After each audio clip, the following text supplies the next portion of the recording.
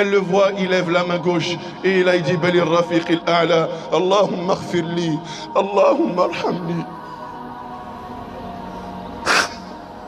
Quel péché il avait pour demander pardon?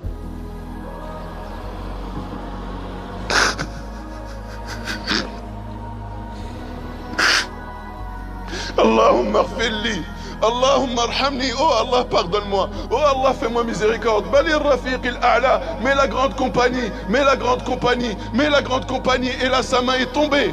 Et là, Aïcha radiallahu anha a senti le poids de son époux sur sa poitrine. Elle a compris qu'il venait de quitter l'âme.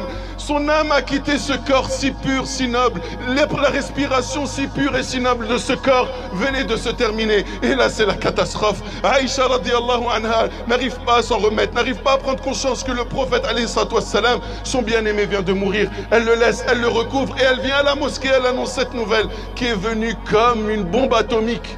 Les compagnons n'ont pas voulu y croire. Omar ibn al-Khattab lèvera son épée et il menacera toute personne qui osera dire que le prophète sallam est mort. Il les menacera de les tuer et en disant le prophète sallam est parti à la rencontre de son Seigneur et il reviendra, et lorsqu'il reviendra, je lui dirai que parmi vous il y a des hypocrites qui ont osé dire qu'il était mort, et vous verrez, il vous condamnera tous à mort. Il n'arrivait pas à accepter cela. Lorsque Abu Bakr, qui était chez lui, a appris la nouvelle, est venu, il a traversé la mosquée et tout le monde dans leurs états, il rentre dans la pièce de sa bien-aimée, il rentre et il voit un corps et il lève le voile.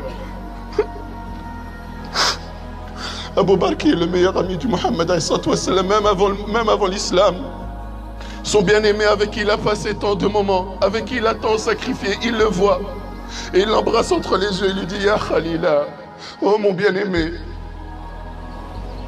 Il l'embrasse 2 à 3 reprises. Il lui dit certes la mort qu'Allah t'a promis, tu l'as enfin goûté, tu ne goûteras plus à la mort après cela. Puis il remet le drap sur le visage de son bien-aimé. Et là il prend son courage à 2 mains et il ressort.